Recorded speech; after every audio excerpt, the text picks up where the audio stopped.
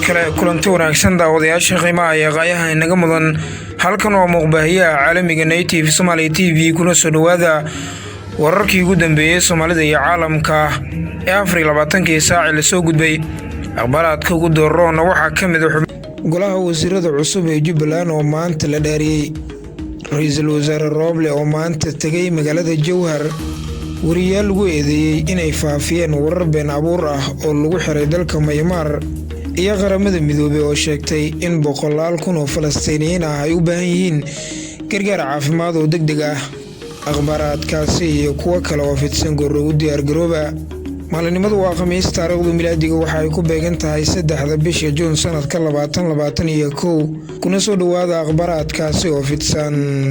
ugu horeynaynu ku bilownay diirada dagaal oo duqeymo ka fuliyay gobolka Gedo wararka ka imaanaya gobolka Gedo ayaa sheegay in xalay diirada dagaal ay duqeymo ka fuliyeen deegaano ka tirsan gobolka Gedo goobjoogayaal ayaa sheegaya in deegaanada duqeyntaasi ay ka dhaceen yihiin tuulooyin iyo deegaano hoos yimaada gobolka Gedo inta la xaqiijiyay 2 qof oo ahaa hooyo iyo canug ay dhashay ayaa ku geeriyooday duqeynta halka 7 kale ay dhaawacyo kala duwan ka soo gaareen duqeyntaasi hooyada ku dhimatay duqeyntaasi ayaa lagu magacaabi jiray Sahro Aadan Warsame duqeyntaasi xalay ka dhacday gobolka Gedo ayaa waxaa dusha looga tuuraya diiradaha dagaalka dalka Kenya inkastoo aysan weli ka hadlin dowladda Soomaaliya iyo dhigeeda Kenya dhinaca kale golayaasha wasiirada cusub ee Jubbaland oo maanta la dhaariyay madaxweynaha dowlad goboleedka Jubbaland Axmed Maxamed Islaam Axmed Madoobe ayaa maanta ka qayb galay munaasabadda dhaarinta golaha wasiirada cusub ee u dhowaan magacaabay madaxweynaha oo khudbad ka jeediyay munaasabadan ayaa sheegay in maanta ay tahay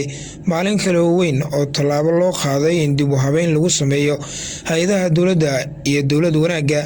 madaxweynaha ayaa tilmaamay in xubnihii hore iyo qaab dhismeedka dowliga ah lagu jaangooynayo hanaanka dib u heshiisineed ka oo la doonayo in hadda wixii ka dambeeya lagu guuro hanaanka dib u habeynta hay'ado xoog badan oo shacabka u adeega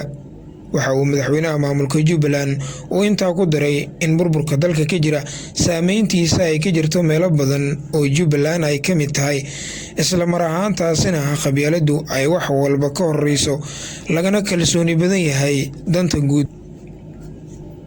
ra'iisul wasaare Roble oo maanta tagay magaalada Jowhar wafdi uu hogaaminayay ra'iisul wasaaraha xukuumadda federaalka Soomaaliya Mudane Maxamed Xuseen Roble oo maanta tagay magaalada Jowhar ayaa kormeeray meelaha fatahaada webiga uu saameynta ku yeeshay madaxweynaha Hirshabelle Mudane Cali Cabdullaahi Xuseen Cali Guudlaawe iyo mas'uuliyiin kala duwan ayaa ku helinayay kormeerka ra'iisul wasaare Roble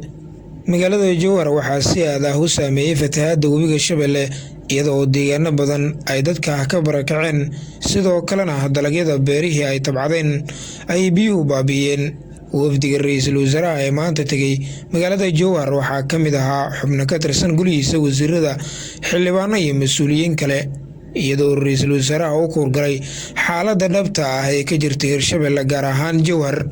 waa markii ugu horeysay uu ra'iisul wasaare Maxamed Xuseen Roble uu safar ku tagay Jowhar tan iyo markii xafiiska uu qabtay bishii Sebtembar ee sanadii hore geeska kale wariyaal lagu eedeeyay inay faafiyeen warar been abuur ah oo lagu xiray dalka Myanmar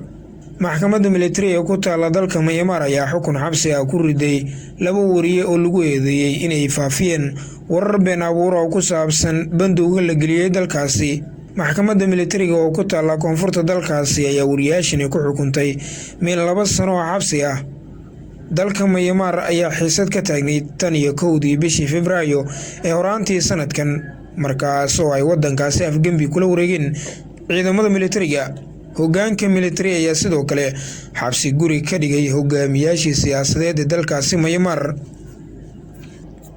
maxay tahay sababta looga joojiyay in Soomaaliya ay cod ku yeelato fadhiga qaramada midoobay Soomaaliya ayaa weynaysa fadhiyada soo socda ee qaramada midoobay in wax cod ay ku yeelato fadhiyada jaamaciyada loo dhan yahay maadaama ay bixin weysay lacagihii deynta ee qaramada midoobay lahayd Iran iyo Jamhuuriyadda Afrikada Dhexe iyo jasiiradda Comoros ayaa qayb ka ah kuwa aan codka ku yeelan doonin fadhiyada qaramada midoobay yeelanayaan ilaa bisha Sebtembar dowladahani qaarkood ayaa lacagihii lagu lahaa ay dhaafeen xaddiga lacagta codaynta lagu talagalay inay qaramada midoobay siiyaan.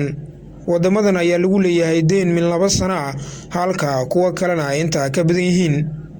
Iiraan deynta ku taagan waa 16,250,298 oo lacagta Mareykanka ah,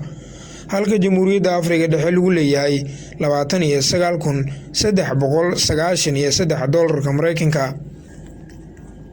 guntii iyo gunaanadkii qaramada midoobay oo sheegtay in 100,000 oo Falastiiniyiin ah ay u baahan yihiin gargaar caafimaad oo degdeg ah. mas-uuliyiin ka socda qaramada midoobay iyo hay-adda Laanqeyrta Cas ayaa booqday marinka Gaza si ay u soo qiimeeyaan khasaaraha ka dhashay duqeymo ay 11 maalin oo xiriir ah ay ciidamada Yuhuudda halkaa ka wadeen. duqeymaha Israa'iil ayaa waxaa ku dhintay in ka badan 250 ruux oo Falastiiniyiin ah oo ay 66 ah ka mid yihiin caruur, halka in ka badan 1,000 ruux oo kalena ay ku dhaawacmeen. hay-adda qaramada midoobay u qaabilsan dhanka caafimaadka ee WHO ayaa waxa ay sheegtay in loo baahan yahay in gargaar caafimaad oo degdeg la gaarsiiyo dad gaaraya 200,000 oo qof oo Falastiiniyiin ah. dad ka badan 77,000 oo ruux ayaa ku barakacay weerarada Israa'iil, halka lagu burburiyay ilaa iyo 30 xarumood oo kuwa caafimaadka. saaxiibada qiimaha badan guud ahaan waa inaga intaa warkii oo aad kala socoteen muqbaayaha caalamiga Native Somali TV. warku waxaa idin aqrinaya anigoo Jamuni. haddii ay tahay markii kugu horreysay booqashadaada halkan, fadlan subscribe garee barteena YouTube, la garee fiidiyogan, sidoo kale booqo page-keena Facebook oo laag dheh, sidoo kale follow garee halkan ugu yeer familkaaga si ay qayb kaga noqdaan familkeena. aad ayaad ugu mahadsan tahay daawashada muuqaalkan. tan iyo warkankiisa xiga, nabadgelyo.